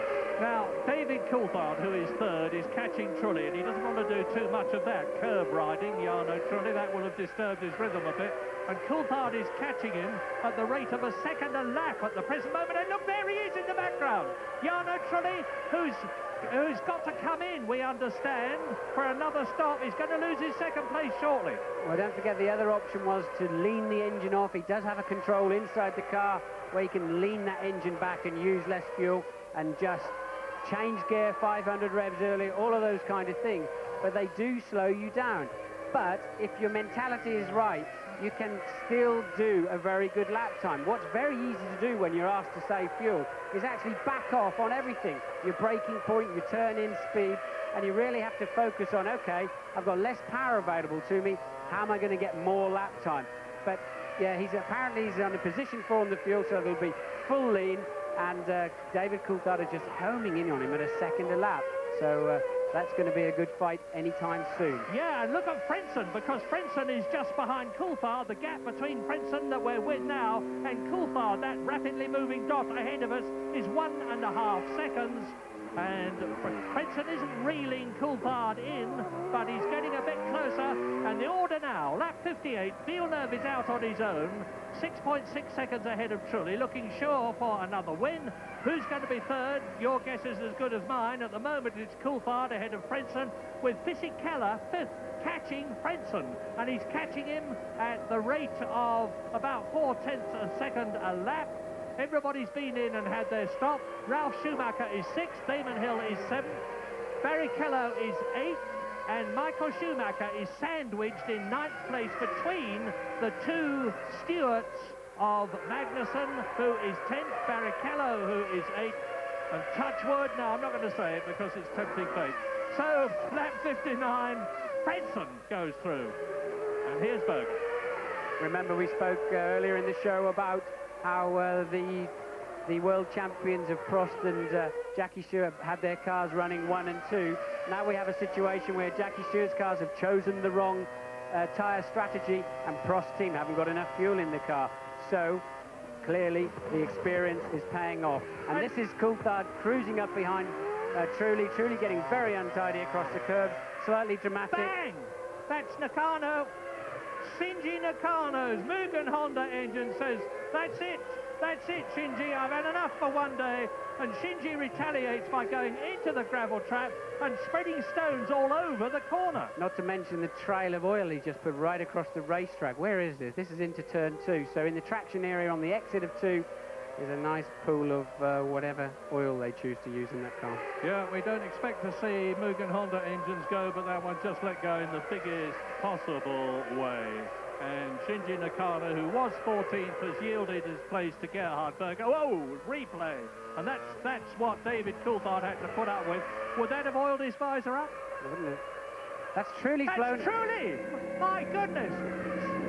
I don't know whether it's the same. Yeah, there's smoke coming from the engine. What a disastrous race for Prost, for Trulli, for Nakano, and most of all for Mugen Honda. Bad news for them both. Here's a replay. Jarno Trulli leading David Coulthard. Turns in, bang goes the engine. David Coulthard gets a great gout of white, oily smoke in his face. But the benefit is that he goes through into 2nd place ahead of Frentzen. Yes, he would get some oil on his visor. Look at it coming back now, no different to us on the TV camera, as it were. But he's got the back of his glove or the back of his overalls so that he can clean the visor.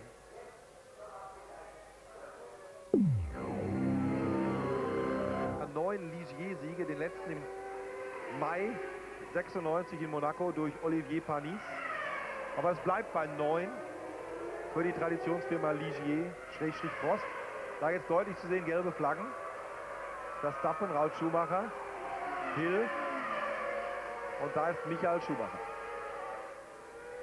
Und da steht ein Steward, das Auto von Jan Magnussen.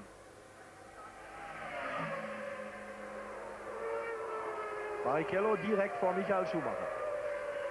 Auf der Strecke gab es immer viele Ausfälle. Die Motoren werden arg gefordert hier und die hohen Drehzahlen sind natürlich auch nicht gerade prädestiniert für ein langes Leben.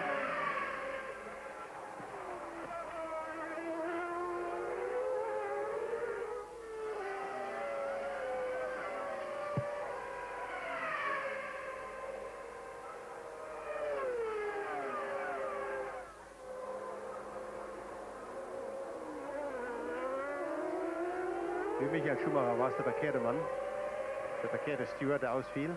Ja, also er hätte mehr davon gehabt, aus Punktesicht, wenn es halt Barrichello gewesen wäre, denn der liegt vor ihm.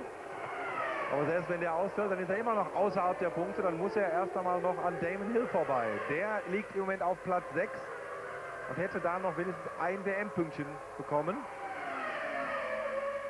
Und vorn setzt sich das fort, was wir die ganze Zeit auch vor Trullis Ausfall schon gesagt haben. Coulthard ist der schnellste Mann und hier sehen Sie jetzt den Rückstand auf Villeneuve.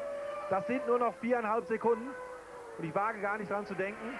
Und vor allem Mika Hakkinen wird gar nicht dran denken wollen. Was wäre, wenn auch der andere McLaren Mercedes im Rennen geblieben wäre? Also Coulthards hervorragende Vorstellung lässt durchaus Rückschlüsse zu, wenn Häkkinens Auto gehalten hätte, dass hier wieder ein Silberpfeil-Sieg wahrscheinlich gewesen wäre. Noch 10 Runden. So, Michael Schumacher closing up on Rubens Barrichello in the white Stewart Ford. The Arrows #1 world champion Damon Hill is the last man in the points, and it looks to me as though he's going to be taken by Michael Schumacher. He's got Ralf Schumacher in front of him, so we've got a battle here. 5th, 6th, 7th and 8th all together. Closing up on Jos Verstappen, the Dutchman in the Tyrrell with the yellow winglets in the front. He's 14th and he's already been lapped twice. Here's an interesting one, Murray, and Michael Schumacher's in 8th place, but look there in the yellow car, his brother Ralf. Now remember what Villeneuve said to us in the interview yesterday. Absolutely. Yeah, what Villeneuve did yesterday was he complained, well, not complained, he commented that Michael Schumacher was helped not only by Eddie Irvine, his Ferrari teammate, but by Ralf Schumacher, his brother. So is Ralf Schumacher going to move over and let Michael through, as Michael did in France to let Ralf Schumacher through to get a World Championship point? Now we're with Ralf Schumacher now. He is in 5th position, and Damon Hill behind him is in 6th place. And ahead of Ralf Schumacher, as they come up to turn 1, closing is Jos Verstappen. Well, Verstappen's on those soft tyres. He's had 2 pit stops already, but that's clearly making him a bit of a thorn in the side because Ralf doesn't appear to get anywhere near to him to pass him. Sure, they can show Verstappen the blue flag, but he's really got to be in the way first, as he is now, and he does move out of the way. So that's important for Ralf. But look at the queue behind, and Michael Schumacher can see 2 World Championship points in his brother's hands just down the road. Damon Hill has gone past him, and so has Barrichello. So there's Ralf Schumacher 5th.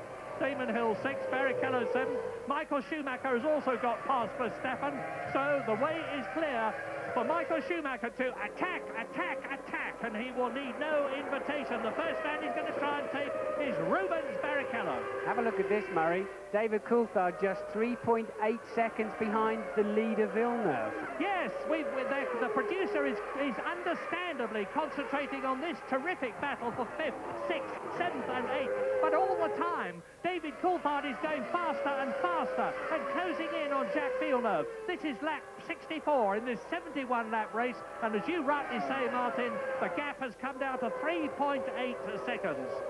Schumacher, Hill, Barrichello, Michael Schumacher, Jos Verstappen. News on the Prost situation from Louise Goodman, pit lane. Yeah, I've just been chatting with some of the Prost technicians. Apparently they've been having a problem all weekend. When the car hits a bump, the engine has a tendency to over-rev. So the assumption is that that's what's just happened to both of their cars. Yeah, presumably the rear wheels come off the ground and it grossly over-revs. Well, whatever, both Nakano and Trulli are out.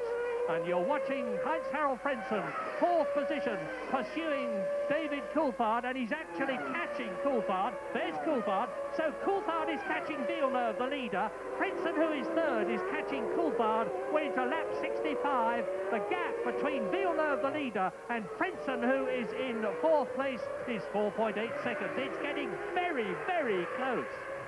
That's right, Frentzen, fastest man on the track that time round, but the pair of them are just cruising up behind Villeneuve. Another 0.4 of a second out of the leader there, and Coulthard has just got the Benetton between him now. He can smell that Williams exhaust gases, and he must be able to see him in the distance on some of these long rises. He's just got to get that Benetton out of the way and then get back on it again. Yeah, more points for David Coulthard, who moved up to 5th position as a result of his win in Italy a couple of weeks ago.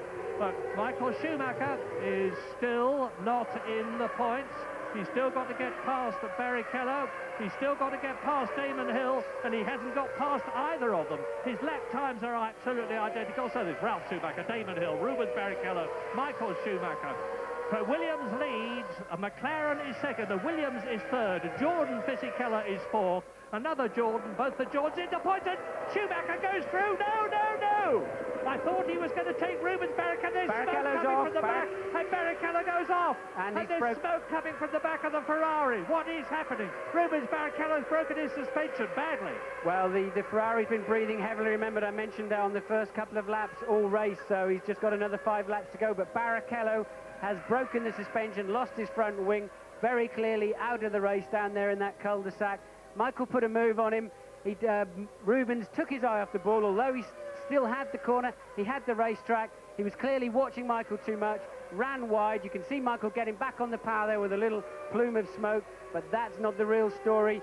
Look at the push rod on the front suspension there. Here he goes, look at Rubens. He just runs wide. He just took his eye off the ball momentarily, and there we are. So Michael Schumacher moves up, but does that plume of smoke mean that there is a V10 Ferrari problem as we see another replay? And that means, sadly, that both the Stewart Fords of Magnussen and Rubens Barrichello there that did so well to qualify 5th and 6th and were doing so well in the race are out of it. But they can all go home with their heads held very high indeed. So now we are on lap 67, and Coulthard is ever closer. There is the leader, Jacques Villeneuve. Coulthard has got the gap down to 2.6 seconds. Look, now we're with him. We're with David Coulthard. And he's got Gerhard Berger, who is way down the field in 11th position. He's already been lapped to get past before he can really attack Jacques Villeneuve. You don't, Martin, at this stage of the race, think that Villeneuve is driving within himself, do you? Well, pacing himself? We have seen him do this earlier on in the year, where, you know, you only need to be over the line a 10th ahead of the next guy and you've won the race. It doesn't matter if you win by 100 seconds or 1/10 of a second. That's the philosophy. But David is quite easily closing in on him. The reason being that Frentzen is pushing David like crazy. So David will be needing to put a pretty smart move on Berger. Berger's a very experienced guy. I think he'll pull out of the way. David's got to get onto his gearbox. Katayama is holding Villeneuve up. There is 3.2 seconds between Villeneuve, race leader, and Heinz-Harald Frentzen, who is 3rd. Villeneuve has got past Katayama, who's in 12th position, and now Berger, who is still ahead of Coulthard, is going to try and take Katayama, and he is going to improve his place, obviously, but it's looking bad for David Coulthard now, because Jacques Villeneuve is on his 68th lap. He's just got 3 2.7-mile laps to go at the end of this one. David Coulthard, 2nd there, is potentially on 6 World Championship points, but Williams are certainly going to move ahead of Ferrari in the Constructors' Championship at the end of this race, if Villeneuve finishes 1st and if Frentzen finishes 2nd. and third, and he may well finish second. Look at the way he's pressing David Coulthard. 10 points. Head off! And somebody goes off. Who was it? Who was it? I think it was the Tyrrell just running wide, locking a brake on the way in. No, or was it Gerhard Berger? Let's have a look. Let's cut have back. a look. We don't need to see these trees, thank Well, you. it wasn't Villeneuve. There he was. Yes, it was Berger. Look, the stones are coming out. He locked his brakes into the last corner, and there it is. There's Villeneuve going round. There's Katayama. yes, You're Berger. right, it's Berger. It's Berger, look, running wide. That's good news for Coulthard. That gives him a clearer run because Frentzen is starting to put him under a lot of pressure, and just 7/10 of a second behind now. Look, David's got to see that, react to that, and not make sure he doesn't follow him off the road. It's too easy to follow the car off the road in that situation. Terribly easy. Damon Hill went off there. Schumacher went off there in practice. It's a very, very difficult corner. But Jacques Villeneuve is within 2 laps of victory now. He's on his 69th lap. He's only got laps 70 and 71 after this one as we rejoin Gerhard Berger well down the field. We don't need to be looking at Austria's hero. We need to be looking at Jacques. Thank you very much. Here he is. Jacques Villeneuve leading the race, coming through to complete his 69th lap, to start the last lap but one, lap 70 out of 71. Now, where is David Coulthard? There he is in the background, but I don't see how even David Coulthard can catch, never mind, pass Jacques Villeneuve. It's going to be a close run thing. And look at Frentzen, third, right behind Jacques. Are we going to have a Williams 1-2? Well, yes, Coulthard's not thinking any more about Villeneuve. He's now thinking about Frentzen, that's for sure. You can see how close he was, just 0.4 of a second on that lap, so he took 2/10 out of him. Villeneuve romping away now to this win. He has it in his pocket if he just keeps it on the island. Meanwhile, Michael Schumacher 4/10 behind Damon Hill. Look, there they come into view. He needs to pass him. He's quicker than him. Let's see what the lap times are. Yes, he's taken another fraction of a second out of him. There's that World Championship point he so desperately needs. Otherwise, they're tying going into the Nürburgring next weekend. Yes, I mean, this is Damon Hill 6th for the last World Championship point versus Michael Schumacher 7th, and this is lap 7. There he goes. Schumacher he made it. Through. Yes, Schumacher. Oh, hard luck, Damon. But Michael Schumacher is back in the points, having lost 30 seconds, and he's still 30 seconds behind the race leader. Let me tell you, Tom Wilkinshaw will not be saying hard luck, Damon. I would think everybody's going to be wondering how on earth Michael made a move from so far back and got away with it. Michael had nothing to lose. He had to go for it. He was going to get no points anyway, so take a risk. Look how far back he is when he starts the move. Where did he get that from? Oh, well, it paid off, and, well, if he wins the championship by a point, he can thank Damon. And he was right alongside Damon. It was a fair move, a very fair move, and a typically brilliant, forceful, double world champion move as we watch Jacques Villeneuve now. He's on the last lap in Austria. He's got the race in his pocket because he goes round the Gerser curve. He's only got to go round the left-handed Lauda curve, then the one that follows it, the Jochen Rindt curve and the A1 curve. And David Coulthard looks equally secure at the moment for second position. But Williams are going to move ahead in the World Championship, ahead of Ferrari. Jacques Villeneuve is going to be much closer to Michael Schumacher than he was. We've got a really barnstorming finish to the World Championship. And Jacques Villeneuve comes down to the last corner of the last lap at the A1 ring and wins in Austria. That's his 6th win of 1997. Coulthard second. Frentzen is in 3rd position. Williams first and 3rd. Fisichella should come home in 4th position very shortly. There he is, crossing the line ahead of Ralf Schumacher, so both the Jordans will have been in the top 5 places. Ralf Schumacher was some 20 seconds behind Fisichella as we look back to turn 7, and Michael Schumacher took that 6th position, and you can see how close he is to his brother. Ralf finishes 5th, Michael finishes 6th, and the gap in the World Championship as we go into the last 3 races with the Luxembourg Grand Prix at the Nürburgring next Sunday is 1 point. Schumacher leads Villeneuve by 1 point. Heinz-Harald Frentzen moves up to 3rd position. David Coulthard moves up to 4th position. Sean Lacey goes down from 3rd to 5th. And Gerhard Berger stays in 6th position. What a super race. Well, I enjoyed it. Did you? I thought it was incredible. Yeah. Pity David Coulthard didn't have a better grid position. Otherwise, he would have been a major contender for the win. But a strong drive from him. Anyway, a good day for Williams in the constructors, especially a disastrous day for Ferrari. Somehow the brilliance of Michael Schumacher pulled the point out of the bag. But, well, it's all to play for to the end of the season. And it's a good thing for all of us because here we are moving to the Nürburgring, to Germany.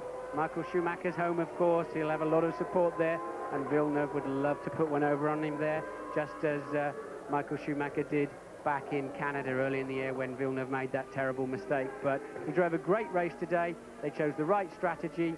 Villeneuve made it stick, did all of the right things, and a well-deserved 10 points. Yeah, let's remember that Villeneuve won at the Nürburgring last year from Michael Schumacher, an absolutely fabulous battle. Not unlike the one here today, but Villeneuve is certainly not a man to be ignored.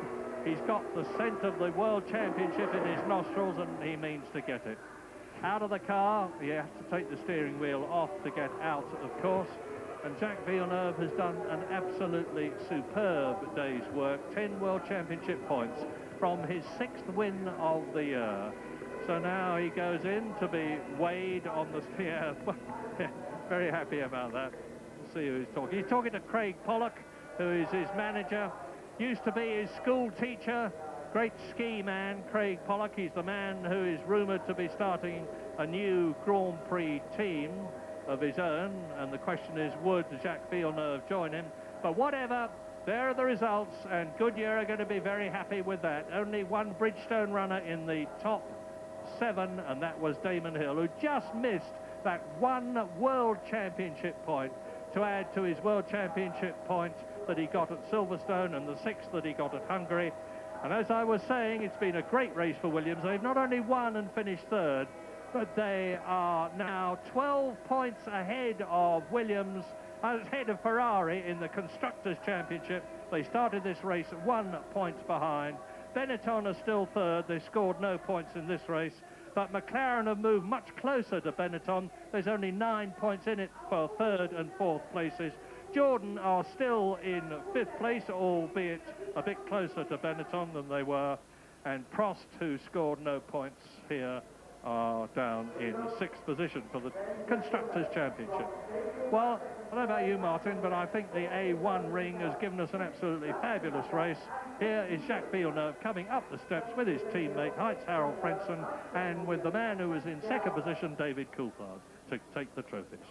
Well, he looks pretty relaxed about it all. It's just another day's work for him, it would appear, but that really was a super performance, and the amount of effort and time that's gone in over the last 4 days to get the car to handle like that has all paid off, and may look calm on the surface, but underneath they're pedaling away like crazy on the podium procedure. Where we will hear the national anthem of Canada. Oh, Canada, yet again.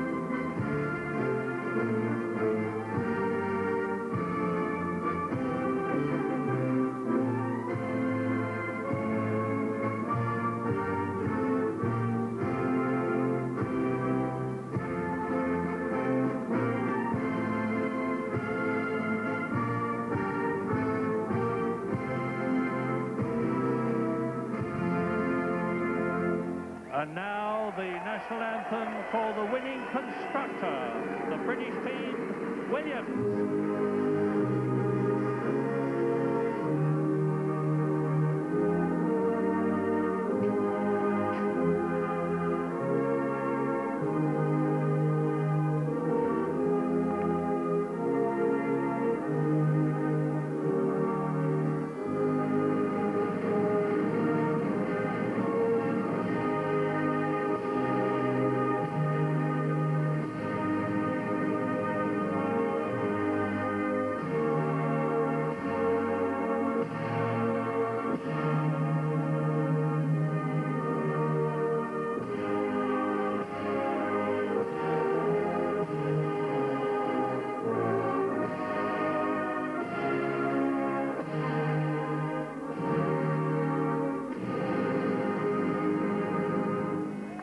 done, Well everybody. done to And now Jacques Villeneuve. Dr. Wolfgang Schussel, who is the Vice-Chancellor of the Republic of Austria, gives the winning trophy to Jacques Villeneuve.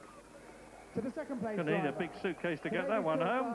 And Mrs. Waltraud-Klasnik, who is the governor of Styria, where we are, presents the trophy to David Coulthard for finishing in second place, followed by Dr. Walter Melzitsky, who is the president of the OAMTC, the automobile organization in Austria, gives Heinz-Harald Frentzen his trophy.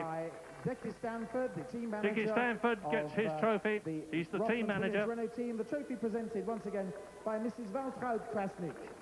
Congratulations to and Williams. Michael Douglas gives the silver Moët Jacques Villeneuve to Jacques by Villeneuve. Michael Douglas. He's got a few of those at home. Jacques Champagne. Indeed it is. Champagne time for Jacques Villeneuve, Heinz-Harald Frentzen and David Coulthard. David Coulthard second, Heinz-Harald Frentzen third. The winner, Jacques Villeneuve from Canada in the Williams Renault. And that's transformed the World Championship situation. Williams ahead of Ferrari in the Constructors' Championship.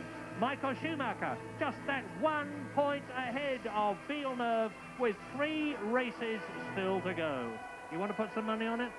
It's too close to call, really, and Michael just keeps pulling something out of the bag at the end of the day, and he's hanging on by his fingernails, isn't he? But Villeneuve's on a charge. Schumacher's car doesn't look good enough at the moment for me. Villeneuve really has it there for the taking now, because I'm not sure. In the middle of the season, Silverstone, Manicourt time, Michael's car looked very good, very strong. Suddenly he seems to be fighting it through the corners and really not able to get the power on and make the most of it. Why has Eddie Irvine been so close to Michael Schumacher the last couple of races in qualifying? And he's on his back foot. Villeneuve's on a charge. If I had to put my money on it right now, I'd go for Villeneuve. I think you're right. I said at the beginning of the season it was going to be Villeneuve, but then I changed my mind as Michael Schumacher got on a roll. But I'm inclined to agree with you, particularly as we know the Williams problems that they've had in recent races have been well and truly overcome. Williams won at the Nürburgring last year. Japan should suit them. Jerez we don't know about, but it should favour Ferrari. But the way Williams are going, it's going to be a very, very close run thing. You've got a feel for Mika Hakkinen, haven't you? Front row grip position, fastest in the warm-up, and an engine failure, or some kind of, he's described as an engine failure. I didn't see too much smoke from it, but parked up before even crossing the start-finish line for the first time. I was confidently tipping Mika Hakkinen for a win. I was talking to someone who knows, and he said, no way, Murray, Mika never has the luck. Well, he had the luck all right, but it was all bad. No, it's true. When that McLaren has been ready to win races, it's always David Coulthard that's been able to pick them up, and poor old Mika just can't seem to make it work for him. But let's look down the field. Good job there by Jordan, really. 2 cars, 4th and 5th, and here they are at the press conference. Jack, well done on your 6th victory, which gives you 10 crucial points. How easy was that for you today? It wasn't easy because I had a very average start and lost the place to Mika, then truly got me under braking. And then we had a lot of fuel, and somehow we didn't get out of the corners very well compared to the Bridgestone. They took a little bit longer to heat up, and Barrichello got me on the first lap also. Then after 2 or 3 laps, when I got the heat in the tires, I could actually push and be quicker than Barrichello, and it just took my time to overtake him because I didn't want to bang wheels and end up going off the racetrack. It was important to get points today. Once I got in front of him, it was just a question of pushing and pushing to get closer to Trulli and try to get him in the pit stop, and that's what happened. Did you make your pit stop as planned, or did you stay out a bit longer? No, we had planned to stay out as long as possible, as long as we could run the fuel, and that's what we did today, and it worked out really well because that's how we got Trulli. Towards the end of the race, were you worried about David catching you?